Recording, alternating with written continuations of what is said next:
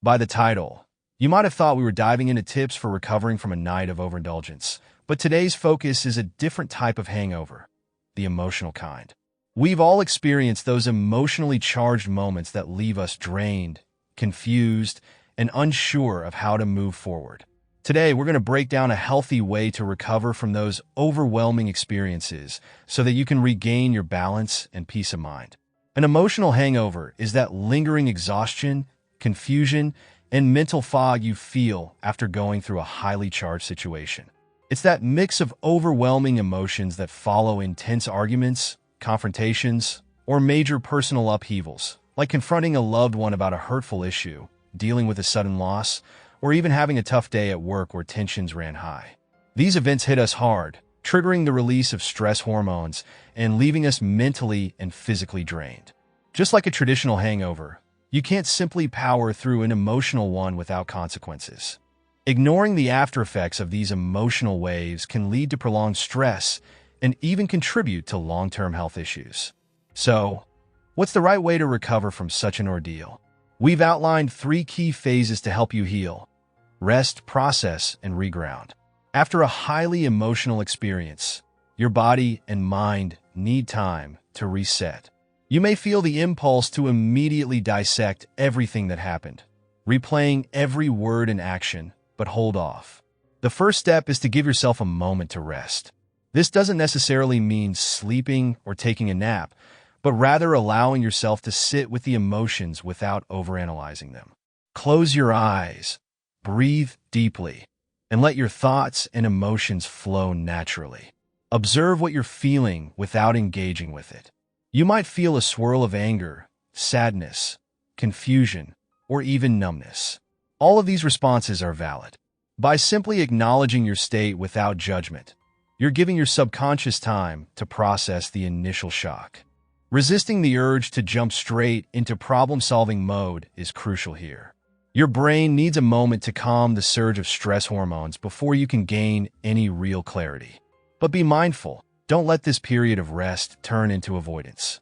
Once you feel a bit more grounded, it's time to transition to the next phase, processing. Once you've had some time to rest and let the initial wave of emotion pass, it's time to start processing what happened. This phase is about turning inward and reflecting on the situation as objectively as possible. Ask yourself, what was this situation really about? Who or what triggered these emotions? And why do you think that is? What role did you play in the interaction? How did you handle your feelings in the moment? Did your emotions get the better of you? Or did you stay composed?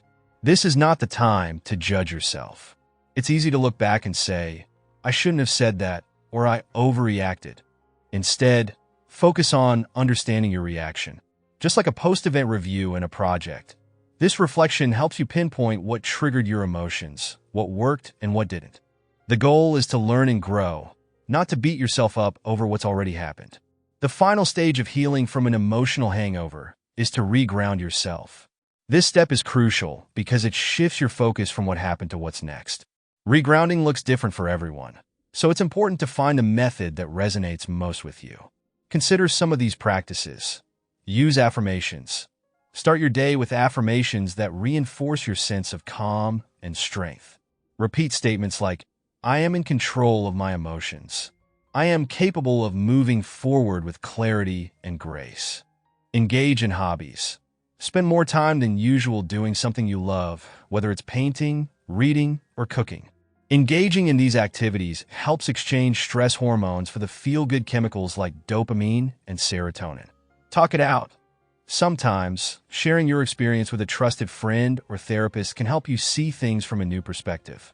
Venting in a safe space allows you to release lingering emotions and gain fresh insights. Reconnect with nature. A weekend camping trip, a hike, or even a long walk in the park can do wonders for your mental and emotional state. Nature has a grounding energy that can help you regain your equilibrium. Whatever method you choose, the goal is to recharge and restore your sense of self. By doing so, you're closing the loop on the emotional experience, solidifying the lessons you've learned, and creating space for positive growth. Most of us weren't taught how to process our emotions effectively. Instead, we were often told to suck it up and move on. But emotions don't just disappear. They linger and build up, creating a kind of emotional residue that impacts how we see ourselves and others. Prolonged emotional hangovers can skew our perspective on life, making us bitter, withdrawn, and less engaged.